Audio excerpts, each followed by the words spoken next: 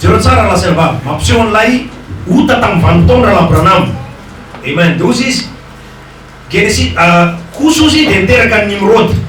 C'est lui qui commença à être puissant sur la terre. Izy ozy lay nanomboka olona matanjaka indrindra teto ambony tany. Il fut un voyant chasseur devant l'Éternel. Izy ozy tena mpiaza malaza teo anatrehan'Andriamanitra. Il régna d'abord sur Babel. Izy de nanjaka tao Babel aloha. Erec, Akkad et Calné au pays de Shinear. Nanjaka tao Babel, Irak, Akkad, tanàna Shinear. Genesis 11, 1, 9. Genesis tout pareil comme une foule, andine voulons qu'à passif. Toute la terre avait une seule langue et les mêmes mots. Et bien, ni tandreka ozy dia, iray fanonana ary iray fitenenana. Tanareo poisson. Amen. Tout de Babel. Fanaraka tsara la sena vavy. Amen. Ary hitatsika fa, amen. Ozy raha Abraham Babylone de fa hitatsika tao Genesis. Hitatsika ao atenatenan'ny Baiboly ary hitatsika amin'ny Apocalypse. Amen. Tao Genesis izy de Babel. Amen. Hita ao atenatenan'ny Baiboly izy de nantsona hoe Babylone. Ary ao Genesis izy de fantatsika tsara izy any Babylone. La sena vavy. Lay vehivavy janga lehibe. Amen. Rome. Amen. Babylone. Zay ambaran'ny tenin'Andriamanitra. Babel, c'est le nom d'origine de Babylone. Babel aussi no anarana d'origine de Babylone. Il signifie confusion. Et même un dikany de fifangaroana, confusion. Donc, raha sena vavy, et même ny olona ankehitriny de ao anatin'ny confusion, zay problème. Et même mivavaka maro.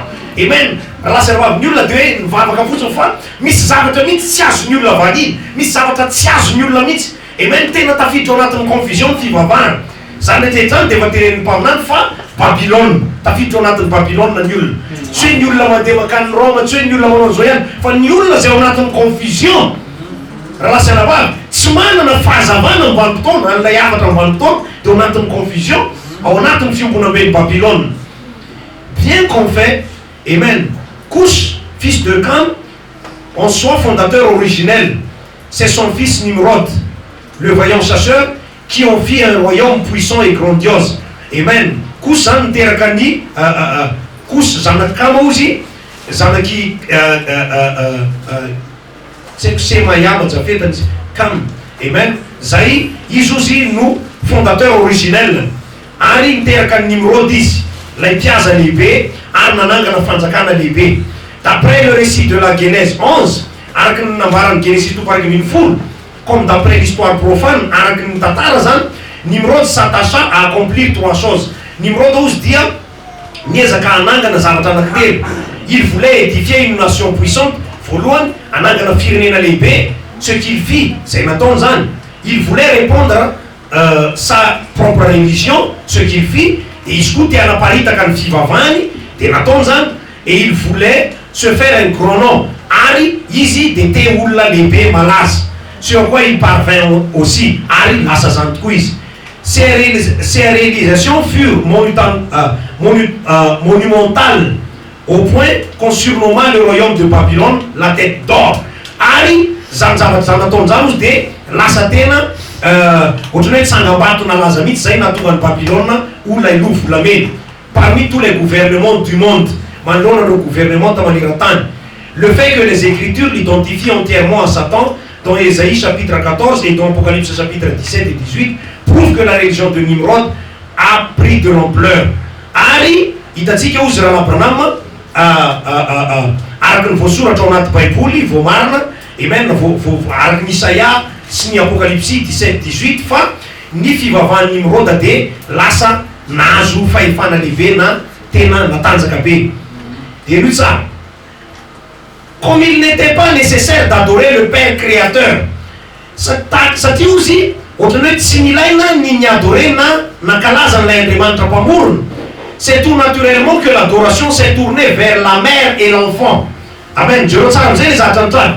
Ato raha sena vavy, lay vierge na lay tena famarinana de nisy vehivavy mitrotro zaza zay tena avy amin'Andriamanitra, zay eliky Marie sy Jesosy raha sena vavy. Fa ny opposition nzay raha sena vavy de jereo tsara, amen, teo amin'ny poisson tour de Babel, amen, sy ny zavatra antranga teo amin'ny Babylone.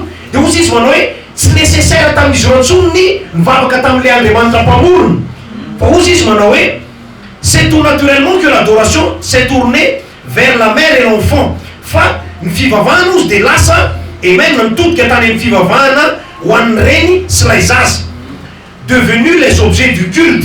Amen, lasa, amen, zavata ivavan zan. En Égypte, en Égypte, le même ensemble, mère, fils, était appelé Isis et Osiris. Dans l'Égypte aussi, et Nisenyuku, Yurens, Zanukyu, Natsune, Isis, Osiris. En Inde, c'était Isi et Iswara. En Inde aussi, Isis, Iswaria. Amen. En Asie, c'était Cybèle et Deus. En Asie, des Cybèles Deus. Rome et la Grecque perpétuèrent ce culte. Ari, Rome, c'est grec, dia, tena, nana, on fiva vanzani, ou Maraxai. La Chine aussi, Chine Yankyu. Imaginez donc la surprise de certains missionnaires catholiques romains en trouvant à leur arrivée en Chine une Madone et l'enfant. Jerosmi, Fakagandro, missionnaire catholique, Refatunga, Tan Chine, Naïtan Lai, Madone, Zanenaran Lai, les Vévaves et l'enfant, c'est les Azavavke, avec des raies de lumière qui émanaient de la tête de l'enfant. Mais à la Kamni, la Yazavano, Zaï, cette statue aurait tout à fait pu être échangée contre une qu'on trouvait au Vatican. Une statue, c'est Chine, au Vatican, à l'exception de quelques traits particuliers du visage. Avatsi, Karazana, Zamtaki, el Fouts, Yom Nient, Tip, Yom Lai, Edk, Metit, Vizanki, nous devons maintenant de découvrir la mère et l'enfant originel. Et même, Tiki aussi, et même des Amantas, une fille Vin Lai, Zaza, Slaireni, originel. De aussi, la déesse mère originelle de Babylone était Semimaris. Il a un reman Bav, reine, n'est un bonus au Babylone, des Semimaris, qu'on appelait Réa en Orient. Zénatsune Réa ici, Tani, en Revan. Elle tenait dans ses bras un fils. Isus de Mturazaza Keli et Wam. Bien que ce dernier ne fût qu'un bébé, on le disait grand fort. L'épée, Matanzak. Takan Jesus Smith, Nifalapana et Watsurn, et même Yis d'Andreman Tamaye, ce n'est pas beau et particulièrement attirant pour les femmes. Et même Ari, Natot Sarataremitu, Zuzaziou, Armanit, Nandrovivav. Dans Ézéchiel 8.14, il est appelé Tammuz. En Ézéchiel 8.14, dénoncé Tammuz Isiou. Les auteurs classiques l'appelaient Bacchus. Ari, Iro, Pamourna, Nyansosé Bacchus.